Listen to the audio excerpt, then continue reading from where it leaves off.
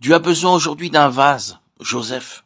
Nous sommes toujours peu enclins à dévoiler l'état du peuple de Dieu, à être critiques, sévères, à exercer un esprit de jugement. Nous le disons avec tristesse et peine, mais nous ne pouvons fermer nos yeux sur le fait que les enfants de Dieu ne sont pas là où Dieu aurait voulu qu'ils soient, en parlant de façon très générale. La condition des choses au milieu du peuple du Seigneur n'est pas celle que le Seigneur voulait qu'elle soit. Et nous pouvons être plus sévères que cela, n'est-ce pas? Il y a tellement d'incohérences, tellement de déni, des divisions, et pas uniquement des divisions étant dans le contentement de vivre tranquillement dans leurs propres désaccords, mais aussi des conflits entre eux et des jalousies. Devons-nous aller plus loin? Le préjugé n'est-il pas une des choses les plus perceptibles parmi le peuple de Dieu aujourd'hui? Le préjugé veut seulement dire que toute la chose a été jugée, sans une quelconque considération, et que la porte est fermée, sans accorder la possibilité que vous pourriez, après tout, avoir tort, et les autres personnes avoir raison.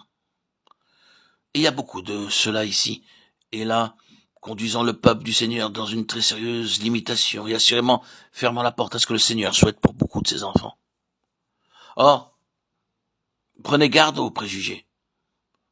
C'est ce qui a assassiné Joseph, et assassiné Christ.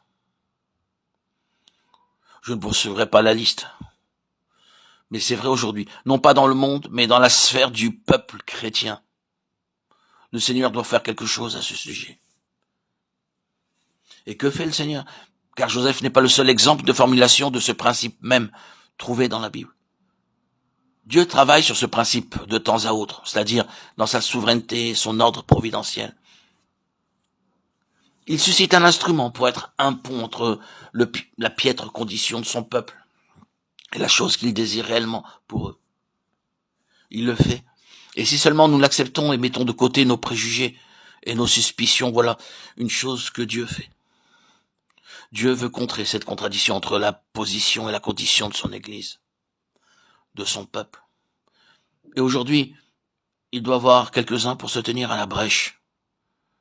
Référez-vous à Ézéchiel 22:30.